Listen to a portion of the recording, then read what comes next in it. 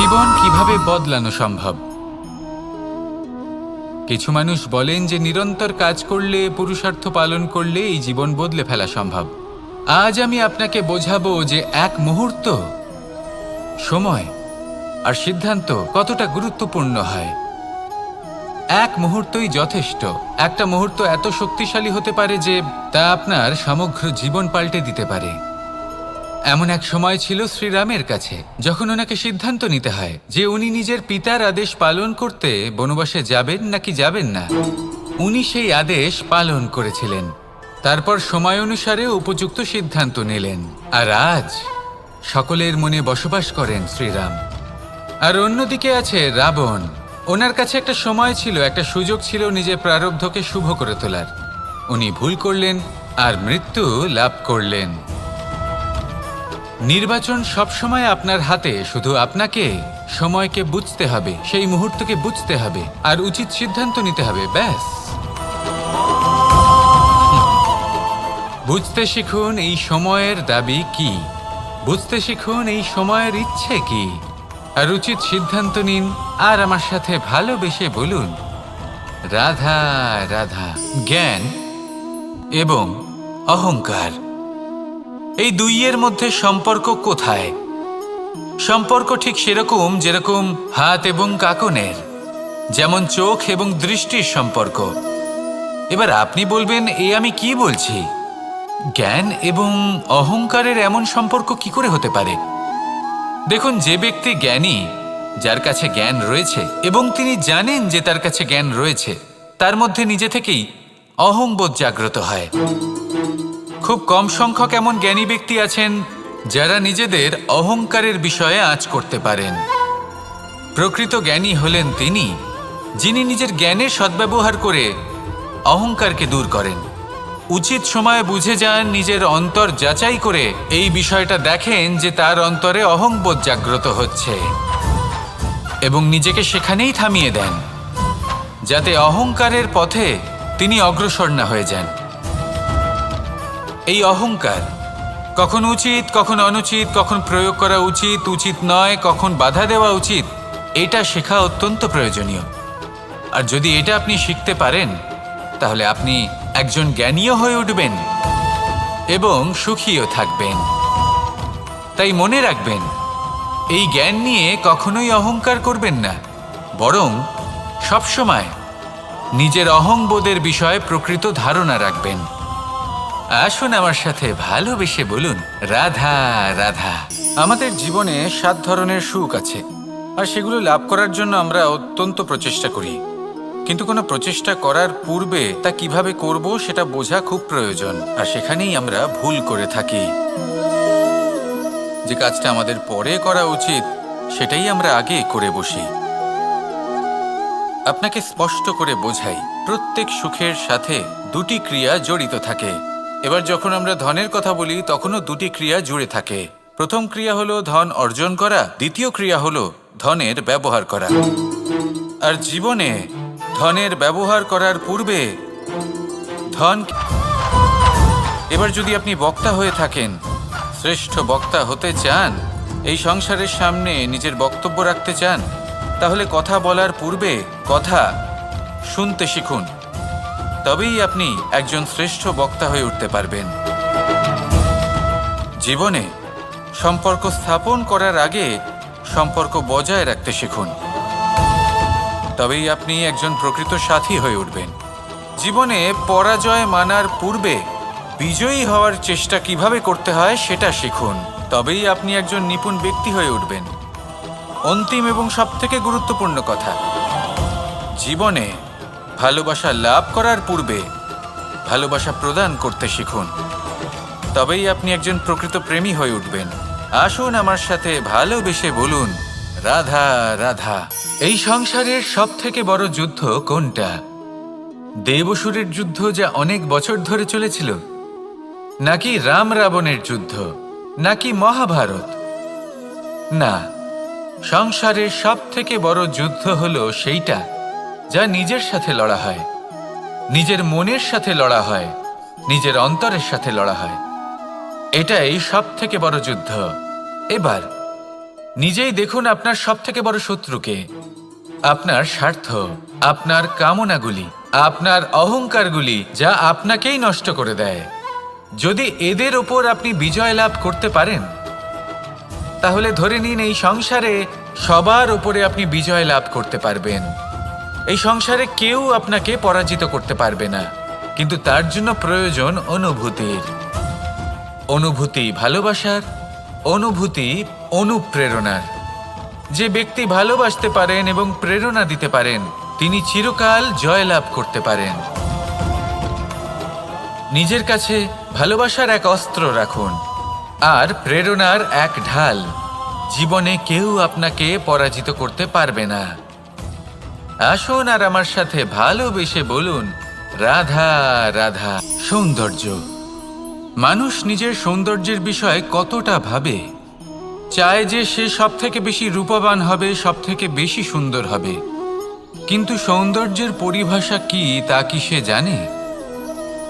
কোনো মাকে জিজ্ঞেস করুন, ওনার জন্য সৌন্দর্যের পরিভাষা ওনার সন্তান। কোনো ভক্তকে জিজ্ঞেস করুন, ওনার জন্য সৌন্দর্যের পরিভাষা ওনার ভগবান। শ্রীরামকে জিজ্ঞেস করুন, ওনার জন্য সৌন্দর্যের পরিভাষা হলো হনুমান। ভাঙা হানু, ফুলে যাওয়া মুখ, দেখতে গেলে উনি বানর, লম্বা লেজ, এত নিরীহ যে ওনাকে অমূল্য মালা দিলে সেটা ছিঁড়ে তার ভেতরে শ্রীরামকে খুঁজছিলেন। কিন্তু ওনার ভাবনা কত সুন্দর।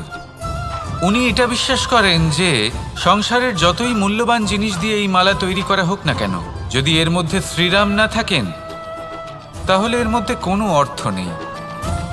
সৌন্দর্য রূপে নয়, ভাবনায় নিহিত থাকে। যদি আপনি সৌন্দর্য প্রাপ্ত করতে চান তাহলে তা কর্মে নিয়ে আসুন, ভাবনায় এবং বিচারে নিয়ে আসুন। এই সৌন্দর্য আপনার সাথেই থাকবে। যদি আপনি সৌন্দর্যকে রূপের মধ্যে খোঁজেন তাহলে কিছুক্ষণের জন্য পাবেন, সেই সৌন্দর্য সময়ের সাথে হারিয়ে যাবে। সৌন্দর্য যদি পেতে চান, খুঁজতেই চান, তাহলে হৃদয় খুঁজুন, কর্মে খুঁজুন। মন প্রসন্ন হয়ে বলবে, রাধা রাধা। এই সংসারে মানুষ জন্মগ্রহণ করেন, বড় হতে থাকেন, পুরুষার্থ লাভ করেন, অর্জন করেন। অর্জন করা আসলে কি? বেশিরভাগ মানুষ বলেন অর্জন করা অর্থাৎ ধন সম্পত্তি অর্জন করা। আর কি অর্জন করা যায়? আর কি লাভ করা যায়? আসল প্রশ্ন হলো এটাই যে কি এমন আছে যা বাস্তব রূপে অর্জন করার যোগ্য। তা হলো ব্যবহার, জ্ঞান এবং সন্তোষ। কেন? কারণ আপনি যখন এই সংসার ছেড়ে চলে যাবেন তখন আপনার ধন সম্পত্তি আপনাকে বিদায় জানাতে আসবে না। আপনাকে বিদায় জানাতে আসবে আপনার আপনজন, যাদের সাথে আপনার সুসম্পর্ক ছিল। সমগ্র সংসারে সহস্র মানুষ ধন অর্জন করে থাকেন। শ্রেষ্ঠ মানুষ হলেন তিনি যিনি ব্যবহার, জ্ঞান এবং সন্তোষ অর্জন করে থাকেন, একে সকলের মধ্যে বিতরণ করেন। তাই এটাই করুন আর আমার সাথে ভালোবেসে বলুন, রাধা রাধা।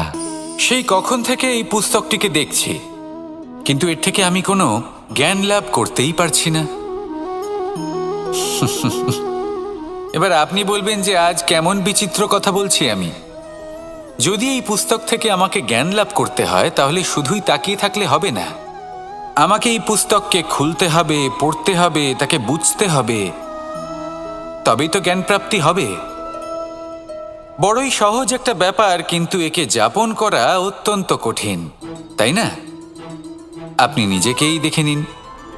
আপনার কাছে অনেক জ্ঞান রয়েছে। সহজ থেকে সহজতর জ্ঞানের কথা যদি বলি, আপনি এটুকু তো জানেন যে সত্যি কথা বলা ভালো কাজ, দান করা হলো পুণ্যের কাজ। আপনি জানেন যে পরিশ্রম করলে সাফল্য আসবে। এই জ্ঞান তো আমাদের কাছে রয়েছে, এমন অনেক জ্ঞান আমাদের কাছে রয়েছে, কিন্তু আলস্যের কারণে, অবহেলা করে আমরা শুধু এই জ্ঞান প্রয়োগ করতে পারি না, এই জ্ঞান যাপন করতে পারি না, একে আচরণে প্রয়োগ করতে পারি না। সেই জন্য দুঃখী হয়ে যাই। তাই আপনার কাছে যা যা জ্ঞান আছে, যা যা জ্ঞান আপনি লাভ করেছেন, সেই জ্ঞান যাপন করা শুরু করুন। জীবনে প্রয়োগ করতে শুরু করুন। এই মন প্রত্যেকটি মুহূর্তে প্রসন্ন থাকবে, আর লক্ষ্যপ্রাপ্ত করে এই মন বলবে রাধা রাধা। একটা জলের ফোঁটাকে ফোঁটা নামে সম্বোধন করা হয়। অনেক ফোঁটা একত্রিত হলে সাগরের রূপ ধারণ করে। শুধু একটা পাতাকে পাতা বলা হয়, অন্য অনেক পাতার সাথে একত্রিত হলে তা গ্রন্থের রূপ ধারণ করে। একটা মাত্র সুতো অন্য সুতোর সাথে মিলিত হলে বস্ত্রের রূপ ধারণ করে। অনেক সংখ্যক ইট একত্রিত হলে মহলের রূপ ধারণ করে। সৈন্যরা একত্রিত হলে সৈন্যদল তৈরি হতে পারে। এটা হলো শক্তি সংগঠনের, এটাই হলো শক্তি একতার। তা সে বনস্পতি হোক বা কোনো ব্যক্তিই হোক, কোনো মনোভাবই হোক, যদি একা থাকে তাহলে দুর্বল হয়ে পড়বে। যদি সংগঠিত থাকে তাহলে শক্তিও বাড়বে আর আপনাকে সামনে এগিয়েও নিয়ে যাবে।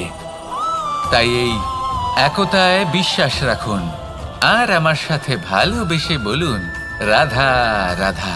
এমন কিছু রয়েছে মানুষের মনে, তাদের জীবনে এমন এক আবেগ যা সর্বজন বিদিত, যা সবাই জানেন যে উপস্থিত আছে। সেটাকে আমরা সমস্যা বলে থাকি। এমনিতে আমরা সকলেই জানি যে এমন কোনো গৃহ নেই যেখানে মৃত্যুর ছায়া পড়েনি, এমন কোনো বৃক্ষ নেই যার দ্বারা ওষুধ তৈরি সম্ভব নয়, এমন কোনো অন্ন নেই যা সময়ের সাথে বিষ বা অমৃতে পরিণত হতে পারে। এবার এই সমস্যাগুলি কোনো ব্যক্তির জন্য সমস্যা হতে পারে, কিন্তু নিজে থেকে এরা কোনো সমস্যাই নয়। এরা আসে আমাদের সাহায্য করতে, আমাদের কিছু শেখাতে। আপনি নিজেই দেখুন, পর্বতের শিখর থেকে কোনো এক পাখি পড়ে গিয়ে নিজের প্রাণ ত্যাগ করলো। সেটা কখন সম্ভব? যখন সেই পাখি ওড়ার চেষ্টাই করে না। তখন যখন কোনো ব্যক্তি জলে পড়ে যান এবং ডুবে গিয়ে নিজের প্রাণ হারান, এর সম্ভাবনা কখন বেশি থাকে? যখন সেই ব্যক্তি সাঁতার কাটার চেষ্টাই করেন না। তখন এই সমস্যা প্রত্যেকের জীবনে থাকবেই, কিন্তু এটা মনে রাখা প্রয়োজনীয় যে কোনো সমস্যা পরিস্থিতির কারণে সমস্যা হয়ে ওঠে না। এই পরিস্থিতি যখন আমাদের সামনে আসে, আমাদের তা কঠিন মনে হয়। আমরা নতমস্তক হয়ে পড়ি, ভয়ভীত হয়ে পড়ি, তার সম্মুখীন হতে পারি না। তখন তা সমস্যার রূপ নেয়। দৃঢ় হয়ে দাঁড়িয়ে থাকুন সাহসের সাথে, এই পরিস্থিতিগুলির সম্মুখীন হন। দেখবেন সমস্যা কখন সাফল্যে পরিণত হবে আপনি জানতেই পারবেন না। আসুন আমার সাথে ভালোবেসে বলুন রাধা রাধা। এই সংসারে কখনো কোনো ব্যক্তিকে তার বাইরের পোশাক দেখে বিচার করার চেষ্টা করবেন না। এটা খুব বড় ভুল করবেন। যেমন আমরা জীবনে অনেক সময় এমন করি।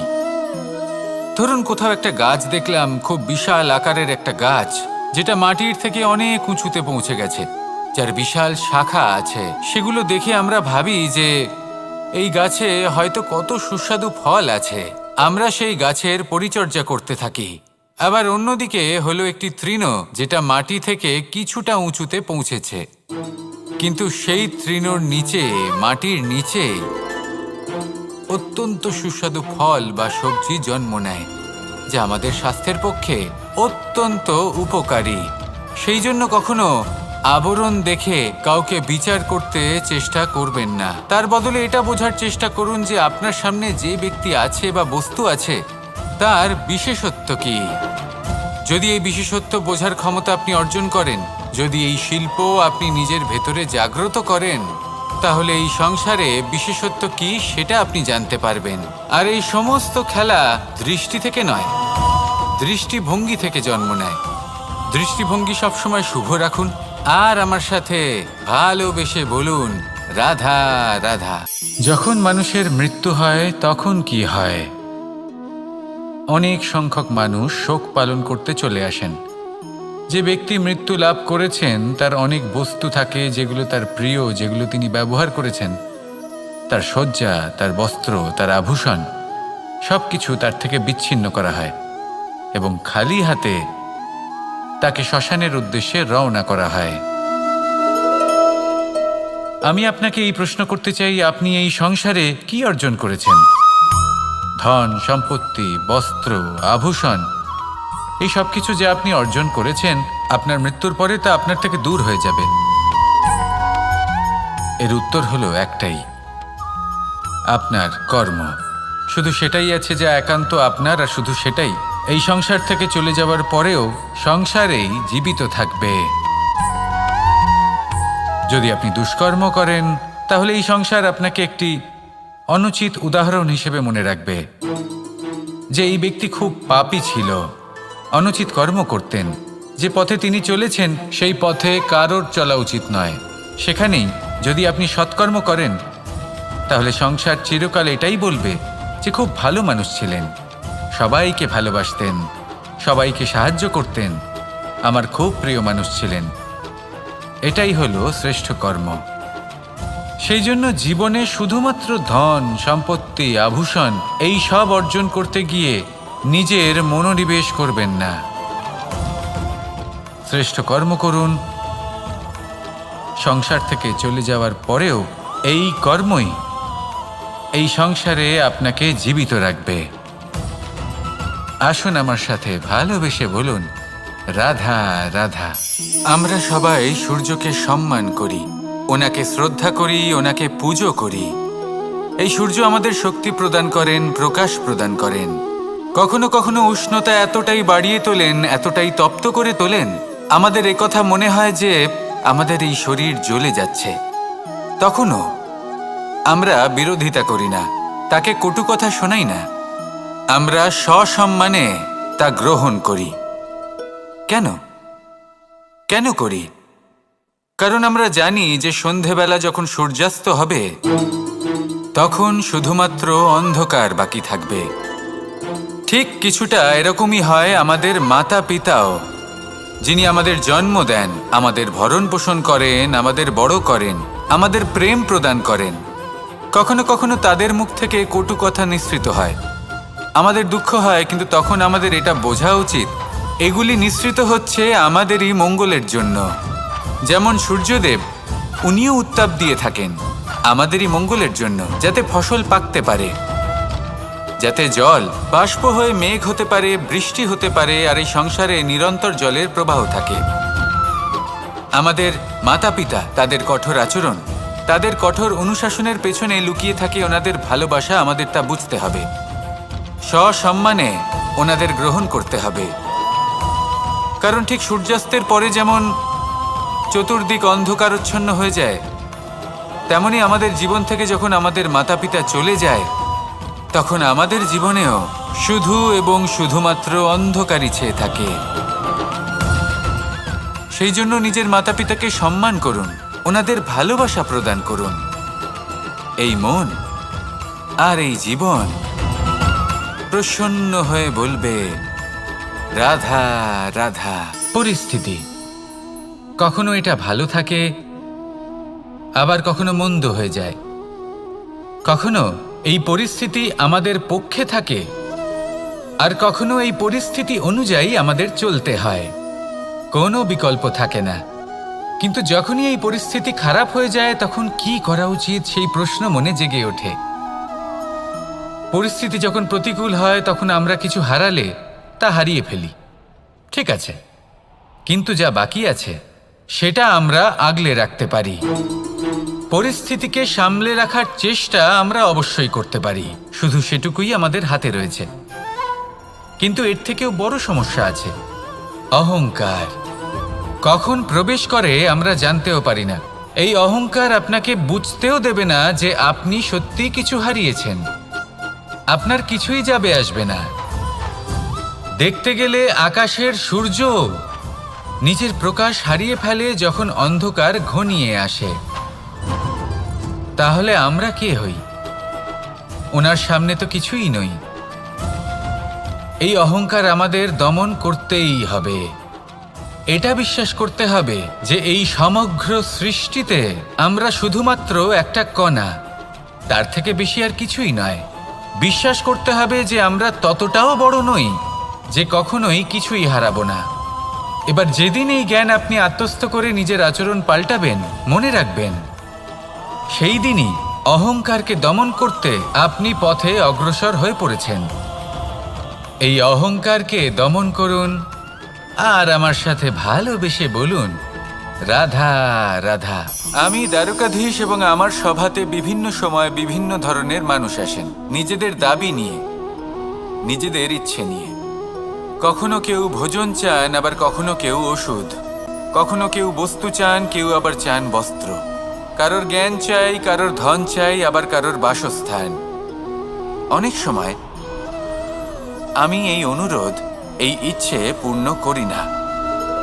এবার আপনি এটা ভাবতেই পারেন যে কৃষ্ণ তো তাহলে লোভী, ওর কাছে তো সবকিছুই রয়েছে, তারপরেও সে নিজের প্রজার ইচ্ছে পূর্ণ করে না, তাদের সমস্যাগুলি বুঝতে পারে না, তাদের সুখ স্বাচ্ছন্দ্য প্রদান করে না।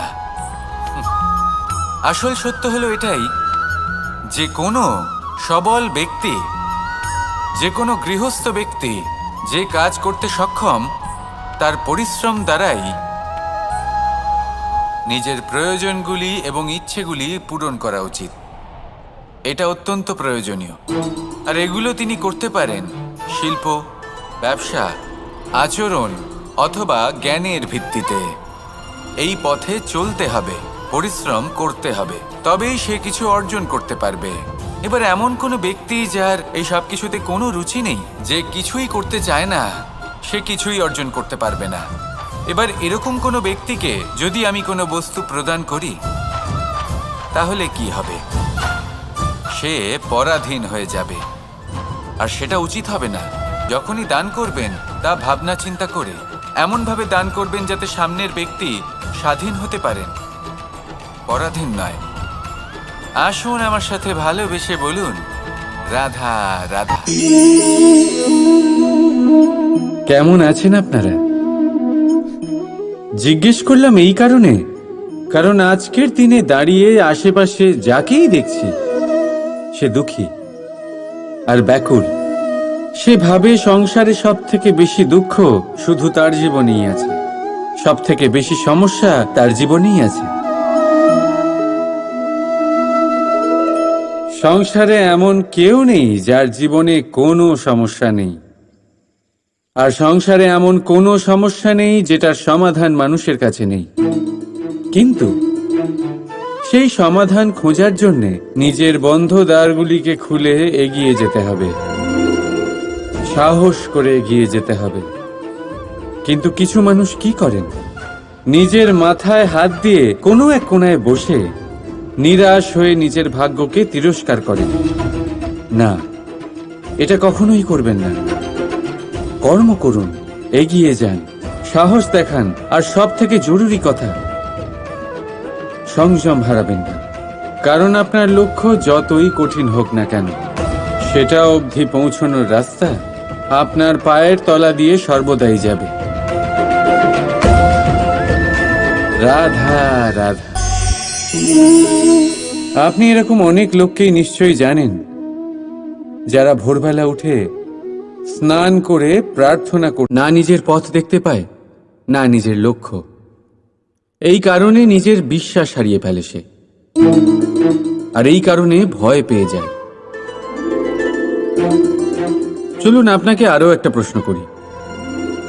এই সংসারে কি এতটাই অন্ধকার আছে যে এই প্রদীপের অস্তিত্ব লুকিয়ে রাখতে পারে?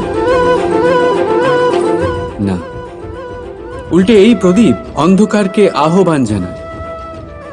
নিজে জ্বলে সংসারকে আলোকিত করে এই ছোট্ট প্রদীপ। এবারে যখন এই ছোট্ট প্রদীপ অন্ধকারকে ভয় পায় না, তাহলে আপনি কেন অসফলতাকে ভয় পান? আপনার অন্তরে একটা অমর আত্মা আছে, শুধু দরকার ওই আত্মাকে জাগিয়ে তোলা। নিজের অন্তরের এই আত্মাকে জাগ্রত করে দেখুন, সব স্পষ্ট দেখতে পাবেন। রাধা রাধা। ক্রোধ,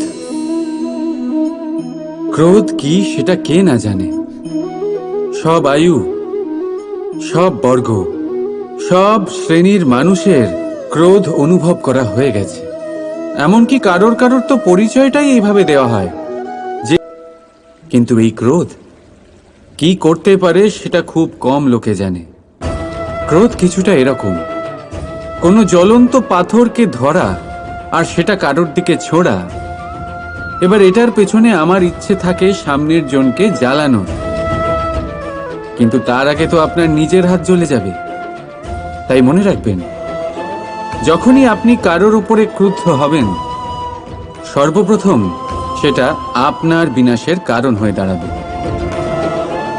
আমি বলি, যখন এই সংসারে করার জন্য প্রেম আছে, তাহলে ক্রোধ করার কি দরকার? প্রেম করুন। এই প্রেম সবার সাথে ভাগ করে নিন আর ভালোবেসে বলুন, রাধা রাধা। বেশিরভাগ সময় আমাদের কাছে একটা অজুহাত থাকে। আমাদের মনে হয় যে এই সংসারে এসে আমরা কি করব?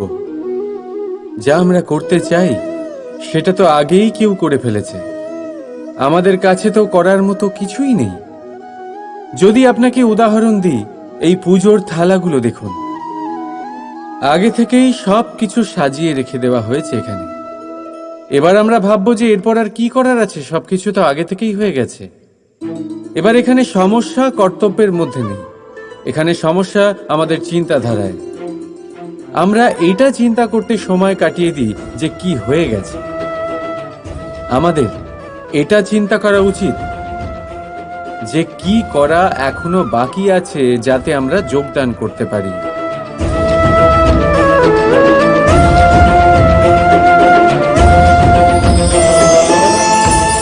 বুঝলেন, সংসারে এমন কোনো কাজ নেই যা শেষ হয়ে গেছে। আপনারা সবাই সেটাকে এগিয়ে নিয়ে যাওয়ার প্রয়াস করতে পারেন। আপনি সেই কাজকে আরো ভালো করে তুলতে পারেন। শুধু দরকার হলো ধন্যাত্মক চিন্তা ভাবনা। রাধা রাধা। अस्तु मा सद्गमे तमसो मा ज्योतिर्गमे মৃত্যুর্মা মৃতম গমে। আপনি কখনো নিজের গোটা জীবন অন্য কারোর সাথে ভাগ করে নিতে গেলে সব থেকে জরুরি কথা হলো স্বীকৃতি, স্বীকার করা। সামনের ব্যক্তিকে স্বীকার করে নেওয়া, তার সমস্ত গুণও তার সমস্ত দোষও। সম্পূর্ণরূপে কোনো ব্যক্তিকে স্বীকার করতে হবেই, তবেই সেই সম্পর্ক বেড়ে উঠবে, তবেই সেই সম্পর্ক আরো সুন্দর হয়ে উঠবে। একে অপরের দোষ বের করা, ওদের ছোট করা, এটা শুধুমাত্র একটাই কাজ করে, কোনো সম্পর্কের জীবনকে নাশ করে শুধুমাত্র। উল্টে এটা হওয়া উচিত যে একে অপরের দোষ জেনে নিয়ে তাদের জানতে না দিয়ে তাদের শোধরানো উচিত। তাদের দুর্বলতাকে তাদের শক্তি বানিয়ে দেওয়া উচিত। এটাই তো প্রকৃতপক্ষে দাম্পত্য। এটাই হলো খারাপের দমন, আর এটাই হলো গুণের উদয়। রাধা রাধা। সম্মান, সম্পর্ক, এই দুই একে অপরের সাথে এমনভাবে জড়িয়ে যেমন প্রদীপ আর শিখা। কেউ কম নয়, কেউ বেশিও নয়। দুজনের অধিকার সমান হওয়া উচিত। যেমন স্বামী স্ত্রীর সম্পর্ক। এবার এখানে স্বামীর অর্থ স্বামী নয়, বরং সাথী। তার কর্তব্য হলো সাথে থাকা, আদেশ দেওয়া নয়। আর এই সম্পর্ক সহযোগিতার দ্বারা তৈরি হয়, অধিকার দিয়ে নয়। হাত বাড়ালে এটা বেড়ে ওঠে, আঙুল তুললে নয়। যদি এই সম্পর্কে একে অপরের মান রক্ষা করো, একে অপরকে সম্মান করো, তবেই এই সম্পর্ক বেড়ে উঠবে, তবেই এই সম্পর্ক অভিমানযোগ্য তৈরি হবে। রাধা রাধা। প্রেম, প্রেম কি তা সকলে জানে। সামান্য রূপে এই প্রেম আকর্ষণ দিয়ে শুরু হয়, আর এর মধ্যে খারাপ কিছুই নেই। গুরুত্বপূর্ণ কথা হলো এটাই যে এই প্রেমের লক্ষ্য কি। যাকে আপনি প্রেম করেছেন তাকে পাওয়া, নাকি না পাওয়ার জন্যে নিজেকে বিচলিত করে সংসার থেকে মুখ ফিরিয়ে নেওয়া। যদি কেউ এই দুই বিকল্পের মধ্যে একটাকে বেছে নেয় তাহলে আপনাকে বলে দিই, এই দুটোই প্রেমের অন্ত। প্রেমের আসল অর্থ হল সমর্পণ, সম্পূর্ণ নিঃস্বার্থ সমর্পণ। এমন প্রেম যাতে যার সাথে আপনি প্রেম করেছেন তাকে পাওয়ার প্রসন্নতা আপনার লক্ষ্য নয়, যাকে প্রেম করেছেন তাকে প্রসন্ন করাই আপনার লক্ষ্য হোক। এই প্রেম ঈশ্বর। কিন্তু যদি এই প্রেমে সম্পূর্ণরূপে সমর্পিত না হন তাহলে এই প্রেমের কাঠামো তৈরি করতে পারবেন না। কিন্তু যদি এই প্রেমে নিজেকে পুরোপুরিভাবে সমর্পিত করতে পারেন তাহলে বুঝে যাবেন এই প্রেমে আপনি ঈশ্বর পেয়েছেন। রাধা রাধা। প্রেম, এই প্রেম এই সংসারে কে না করেছে? প্রত্যেকে প্রেম অনুভব করেছে। প্রত্যেকে জানে এই প্রেম কতটা সুন্দর। কেন নয়? এই প্রেমের অনুভূতি এই সংসারে সব থেকে শক্তিশালী। এবার প্রত্যেক শক্তির সাথে আসে কিছু দায়িত্ব। এবার যখনই এই দায়িত্ব আমাদের জীবনে আসে আমরা সর্বপ্রথম প্রেম ভুলে যাই। আর আমাদের এই প্রেম বোঝা বলে মনে হয়। কিন্তু এই সংসারের সত্য তো এটাই যে প্রত্যেক প্রসন্নতা পেতে গেলে দায়িত্ব তো অবশ্যই আসবে, যা আমাদের পালন করতেই হবে। এবার যদি আমি আপনাকে উদাহরণ দিই, আপনার বাগানে আপনি চান একটা অত্যন্ত সুন্দর পুষ্পে ভরা বৃক্ষ জন্ম নিক, তাহলে সর্বপ্রথম তার জন্য আপনাকে জল আর রোদের আয়োজন করতে হবে। তার শিকড়ে যাতে পোকা না ধরে তা আপনাকে সুনিশ্চিত করতে হবে। সেটার আশেপাশে গজানো আগাছা আপনাকে সরিয়ে দিতে হবে। আর তারপরেই আপনার বাগানে সেই সুন্দর পুষ্পে ভরা বৃক্ষ জন্মাবে, তাই তো? ঠিক এমনই হয় এই প্রেমও। সর্বপ্রথম আপনাকে এর মধ্যে সমর্পণের সার জল দিতে হবে। অবিশ্বাস আর সন্দেহ, এই দুই আগাছা আপনাকে পরিষ্কার করতে হবে। আর বিশ্বাসের সেই শিকড় কখনো যাতে দুর্বল না হয় সেটা আপনাকে সুনিশ্চিত করতে হবে। আর তারপরেই প্রেমের বাস্তবিক সুখ আপনি অনুভব করতে পারবেন। রাধা রাধা।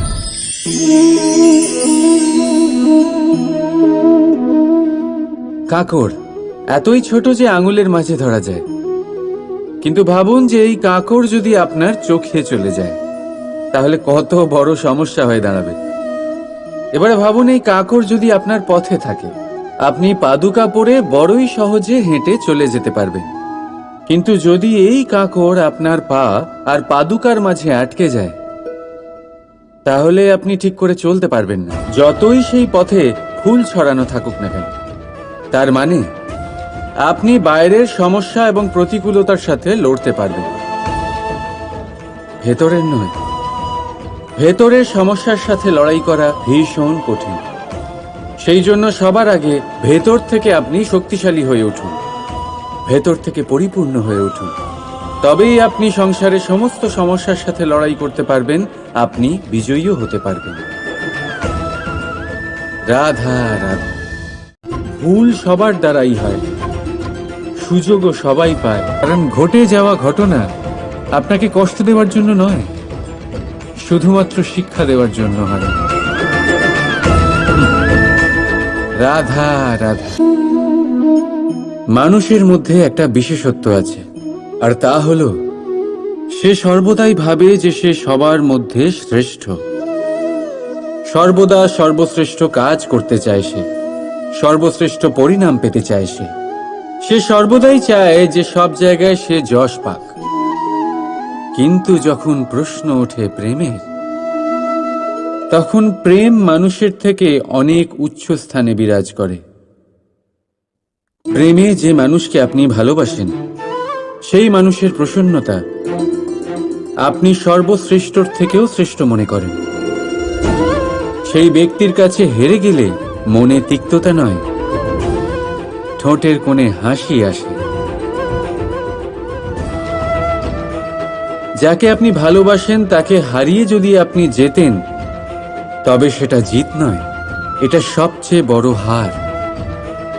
তাই সিদ্ধান্ত আপনার। আপনি কি চান? আপনি কি চান প্রেমের জয় হোক, নাকি আপনি চান আপনার জয় হোক? রাধা রাধা। প্রদীপ, এই প্রদীপকে জ্বালানোর জন্য কিসের প্রয়োজন হয়? সলতে, ঘি, আগুন, ব্যাস? না, আসলে বাস্তব রূপে সত্যি এটাই যে এটা জ্বালানোর জন্য বায়ুর প্রয়োজন হয়। বায়ু জানা শুধুমাত্র আমাদের প্রাণদান করে, বরং এই আগুন জ্বালাতেও আমাদের সাহায্য করে। এবারে দেখুন,